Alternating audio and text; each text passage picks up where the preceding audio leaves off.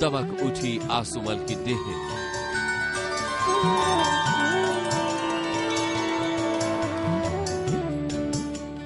सब कुछ पल भर में बदल गया और अब बदल गया था आसुमल का नाम भी।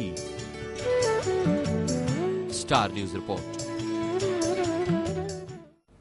गुरु से ज्ञान का आशीष पाने के बाद युवक आसुमल अब संत आसाराम बन चुका था। तो कैसे शुरू हुआ आम लोगों की जिंदगी में खुशियों के फूल खिलाने वाले इस संत का ये सफर?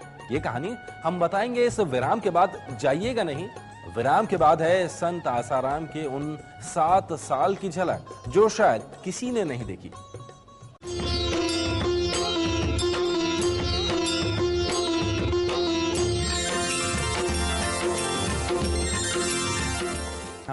और भजन प्रवचन में लीन रहने लगे थे। धीरे धीरे प्रभु भक्ति का प्रकाश पूरे जग में फैला और संत आसाराम बापू का नाम दुनिया भर में जाना जाने लगा।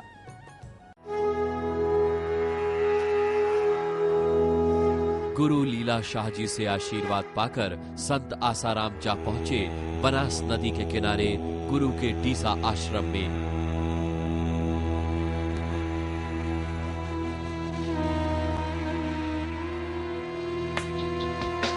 यही वो आश्रम है जहां संत आसाराम ने पूर्ण संन्यास की राह पकड़ी। यही है वो कमरा जिसमें संत आसाराम 7 साल तक रह चुके हैं। यही है वो सामान जो उस वक्त संत आसाराम इस्तेमाल किया करते थे। यहाँ अपने हाथों से बनाया संत आसाराम का वो खास ध्यान स्थल भी है जो उन दिनों इनके काम आता था। डीसा आश्रम में रहते हुए संत कई बार माउंट आबू की इस नल गुफा में भी आ जाते थे और फिर योग ध्यान में कई दिन यहीं गुजर जाते थे। 7 साल तक यहाँ रहने के बाद अचानक संत आसाराम ने ये जगह छोड़ दी और फिर गुरु के पास जा पहुंचे। गुरु ने घर जाकर ऋषियों की तरह जिंदगी गुजारने की सलाह दी और फिर मोचेरा गांव में साबरमती तट पर 1971 में बन गई एक कुटिया। नाम पड़ा मोक्ष कुटी। यही स्वरूप था तब इस कुटी का।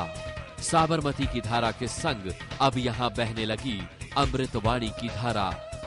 लोग आने लगे, चर्चे बढ़े, श्रद्धा बढ़ी और एक छोटी सी कुटी ने विशाल आश्रम का आकार ले लिया।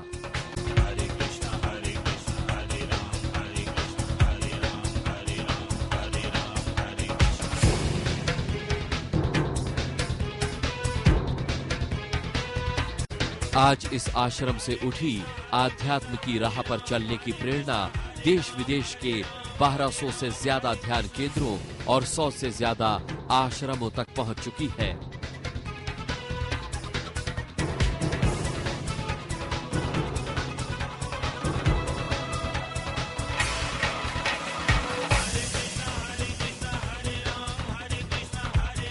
यही नहीं, आध्यात्म से आगे संत आसाराम बापू ने मानवता की राह में पड़े कुछ कांटे चुनने की भी कोशिश की है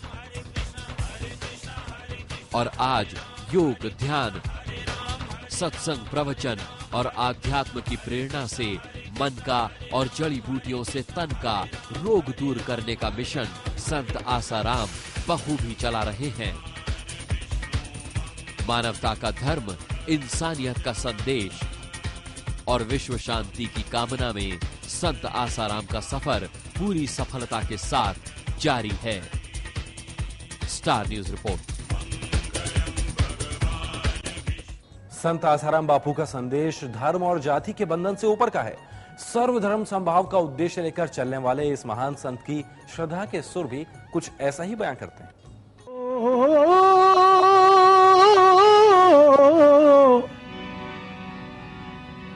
उनके दर तक पहुंचने तो पाए, ये न पूछो कि हम क्या करेंगे। उनके दर तक पहुंचने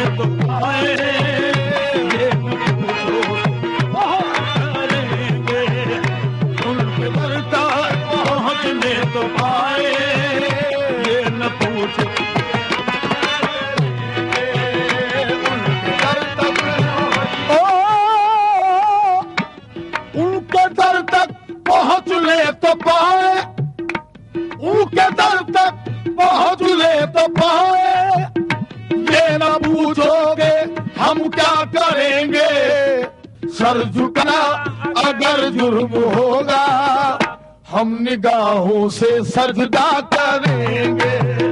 सर झुकाना अगर जुर्म होगा, सर झुकाना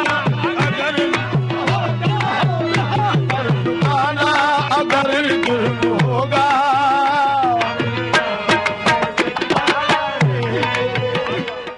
इसी के साथ समर्पण में वक्त हो चला है एक और विराम का। विराम के बाद लौटेंगे तो देखेंगे कल का पंचांग।